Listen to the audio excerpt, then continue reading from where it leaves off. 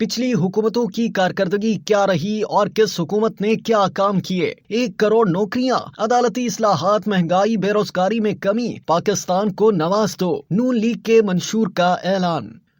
भारत से ताल्लुक इस्तवार 1 करोड़ नौकरियां, पार्लियामेंट की बालादस्ती कायम, अदालती इस्लाहात, महंगाई, बेरोजगारी में कमी, इक्तसादी शरह-नुमू 6% से ज्यादा पर लाई जाएगी। पाकिस्तान मुस्लिम लीग नून ने आइंदा इंतखाबात 2024 के लिए पाकिस्तान को नवाज दो के स्लोगन से अपने मंशूर का ऐलान कर दिया। नवाज शरीफ का कहना था कि माजी की ज्यादतियों को फरामोश करके मुस्तकबिल की मंसूबा बंदी करने आया हूँ। इस तरह नहीं करेंगे जिस तरह माजी में उन्होंने किया। मंशूर पेश करने के दौरान नवाज शरीफ आपदीदा हो गए। मरियम नवाज की आंखें भी नम हो गईं। इस मौके पर शहबाज शरीफ ने कहा कि नवाज शरीफ वो शख्स है जिसने वादे कम किए। पाकिस्तान मुस्लिम लीग नून के कायद नवाज शरीफ की सदारत में पार्टी सेक्रेटेरिएट मॉडल टाउन में तकरीब हुई, जिसमें मंशूर कमेटी के चेयरमैन सेनेटर इरफान सिद्दीकी ने 40 सफ़हात पर मुश्तमिल पार्टी मंशूर पेश किया। मुस्लिम लीग नून की जानिब से अपना इंतखाबी मंशूर अवाम के सामने पेश करने की तकरीब में मुस्लिम लीग नून की मंशूर कमेटी के चेयरमैन सेनेटर इरफान सिद्दीकी ने मॉडल टाउन में नवाज शरीफ और शहबाज शरीफ की मौजूदगी में पार्टी मंशूर का ऐलान किया। सेनेटर इरफान सिद्दीकी का कहना था कि मंशूर की तश्कील के लिए 32 कमेटियों ने दिन रात मेहनत की।